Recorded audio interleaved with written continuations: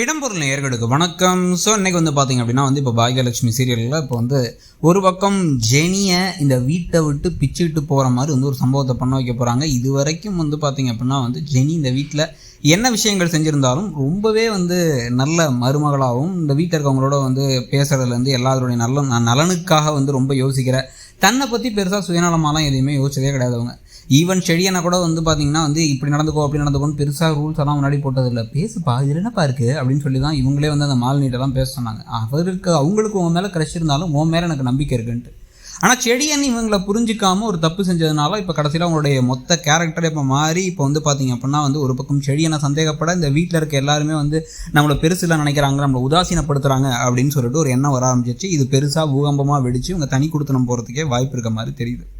இன்னொரு பக்கம் எழுதுக்குன்னு ஒரு குழந்தை பிறந்தே தீரணும்னு போட்டு டார்ச்சர் மேலே டார்ச்சரை பண்ணி அதை வச்சு பார்த்தீங்க அப்படின்னா ஈஸ்வரி இப்போ அமிர்தாவுடைய மனசையும் ஒரு மாதிரி கலைச்சி விட்டுட்டு இருக்காங்க. இதனால இப்படியே கொஞ்ச நாளில் போச்சு அப்படின்னு பார்த்தீங்கன்னா சீக்கிரமாக அமிர்தாவே நானே இந்த வீட்டை விட்டு போயிடுறேன் அப்படின்னு சொல்லிட்டு நான் இங்கேருந்து பாட்டி என்கிட்ட பேசாமல் இருக்கிறதுக்கு நான் அந்த வீட்டை விட்டு போயிடுறேன் அப்படின்ட்டு ஈஸ்வரி திரும்பி வரும்பொழுது அவங்களும் வேறு அந்த வீட்டை விட்டு போகிறதுக்கான வாய்ப்பு இருக்குது. கடைசியில் எழுதுக்கு தனியாக ஷூட்டிங் இருக்குது, அது இருக்குது, பிஸ்னஸ் இருக்குது, ஹரி அவருடைய படம் எடுக்க வேண்டிய வேலைகள் இருக்குது அப்படின்னு சொல்லிட்டு அவரும் கிளம்பி போயிடுவார்னு தோணுது. இப்போ அதுக்கு முன்னாடி விஷயம், ஈஸ்வரி அங்கே இருக்கிற வீட்டில் எப்போ கிளம்ப போகிறாங்க ராதிகாவோட வீட்டிலேருந்துங்க தான். ஏன்னா அவங்க கொடுக்குற டார்ச்சர் ஜாஸ்தியாக இருக்குது. நிறைய பேர் நினைக்கிறாங்க அப்படின்னா ஒரு வேளை நமக்கு ராதிகா மேலே ஒரு சாஃப்ட் கார்னர் இருக்குமா அப்படின்னா ராதிகா மேலே பெருசாக தப்பு இல்லை அப்படின்னு தோணுது என்னவோ உண்மை. ஏன்னா அவங்களுடைய சூழ்நிலை காரணங்கள் அப்படிங்கிறலாம் இருந்துச்சு. கோபிக்கு சூழ்நிலை காரணம்லாம் தாண்டி அவருக்கு சுயநலம் ஜாஸ்தியாக அந்த மாதிரி நமக்கு தோணுச்சு. ஆனாலும் ராதிகா அப்படியே ஓவர் கம்ப்ளீட்டாக நல்லவங்க அப்படின்னா சொல்ல முடியாது. இந்த கதையில் யாராக இருந்தாலும் சரி ஒரு கிரே பக்கங்கள், அதாவது ஒரு பக்கம் நல்லது செஞ்சாங்கன்னா இன்னொரு பக்கம் கெட்டதும் செஞ்சுருப்பாங்க. ஈவன் கோபியே எடுத்திங்கன்னா சில சமயம் நல்ல அப்பாவெல்லாம் நடந்துப்பார், சில சமயம் மோசமான கணவராக மோசமான பையனா 2 ஒய்ஃபுக்குமே மோசமான கணவரெல்லாம் நடந்திருக்காருன்னு வச்சுக்கோங்க.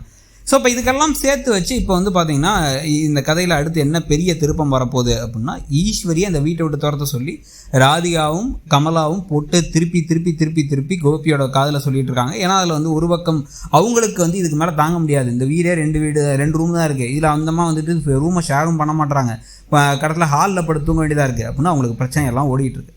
இந்த பிரச்சனையை கோபி அவரால் நேரடியாக சரி பண்ணவே அவர் வாழ்க்கையில் முடியவே முடியாது. அவர் எப்பயுமே ஒரு விஷயத்தை கான்ஃபரன்ட் பண்ணி வாயத்திறலாம் பேச மாட்டார்.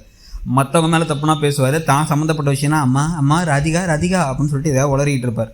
ஒரு கட்டத்துக்கு மேலே இப்போ இதுக்கான ஒரே வழி நம்ம நேரத்தே சொன்ன மாதிரி ராதிகா நான் அவங்க அம்மா இருக்கணும் இல்லை நான் இருக்கணும், நான் அந்த வீட்டை விட்டு போகிறேன், நீங்கள் இங்கே இருந்துக்கோங்க, இல்லைனா நீங்களும் கிளம்பி வெளில போங்க, நீங்களும் கிளம்பி வெளில போய் அங்கே பாக்கியா வீட்டிலே இருந்துக்கோங்க அப்படின்னு சொல்லிட்டு கோபியை துரத்தினா தான் உண்டு, இல்லை அவங்க கிளம்புனா தான் உண்டு. நீங்கள் என்ன நடக்கும்னு நினைக்கிறீங்கிறத சொல்லுங்கள். இடம்பொருள் நேயர்களுக்கு வணக்கம்.